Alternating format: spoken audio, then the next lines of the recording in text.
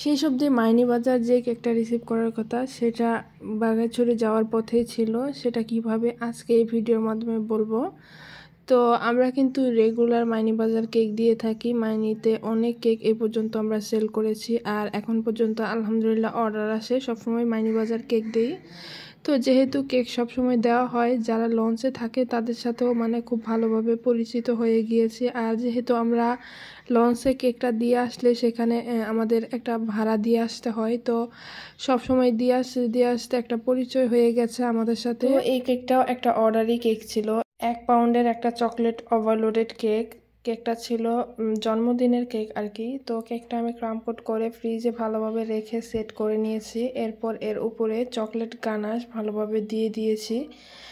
আর এই গানাশটা কিন্তু যথেষ্ট পরিমাণে চকলেটই ছিল। এখানে আসলে রাতে তো লাইটের আলোতে বোঝা যাচ্ছে না ভালোভাবে, এটা মনে হচ্ছে একটু সাদা টাইপের, কিন্তু না, এটা অনেক বেশি চকলেট দেওয়া হয়েছিল এটার মধ্যে। আর যেহেতু শীতকাল, তো চকলেট দেওয়ার সাথে সাথে চকলেটটা জমাট হয়ে যায়।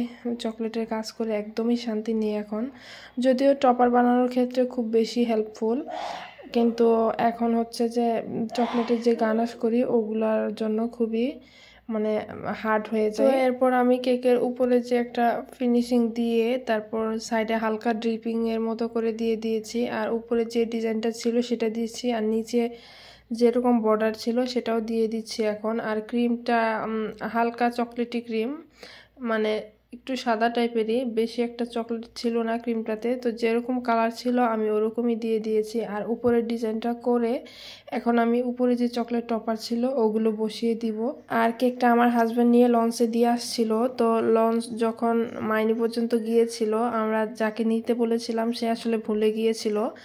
তো লঞ্চ মাইনি থেকে ছেড়ে বাঘাইছড়ির যে লঞ্চ ওদিকে চলে যাচ্ছিল। তো হঠাৎ করে আমার মনে হয়েছিল যে কেকটা কি মাইনি রিসিভ করা হয়েছে কিনা একটু জানি।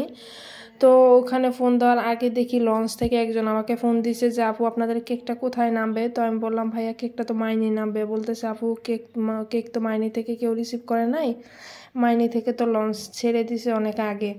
তো আমি তাড়াতাড়ি করে আবার ফোন দিলাম, দিয়ে দেখলাম যে না, আসলে কেকটা রিসিভ করা হয় নাই, মনে ছিল না। তো উনি আসলে বলার পর আমি একজনের মাধ্যমে খবর নিয়ে পরে জানতে পারি কেকটা আসলে আমার এলাকার ওইখানকার একজন রিসিভ করছে। তো ওনারা রিসিভ করার সময় ভালোভাবে হয়তো বা ধরতে পারে না, যেহেতু কেক খুবই সেন্সিটিভ জিনিস।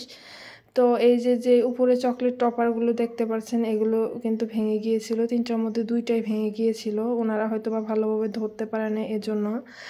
তো এই জন্য আমার কাছে খুব খারাপ লেগেছিল, যেহেতু বাচ্চার বার্থডে, আর বার্থডের সময় কোনো কিছু যদি নষ্ট হয়ে যায় বা একটু এদিক সেদিক হয় তখন কিন্তু নিজেরও ভালো লাগে না। কেক কেমন লাগে কমেন্ট করে জানাবেন।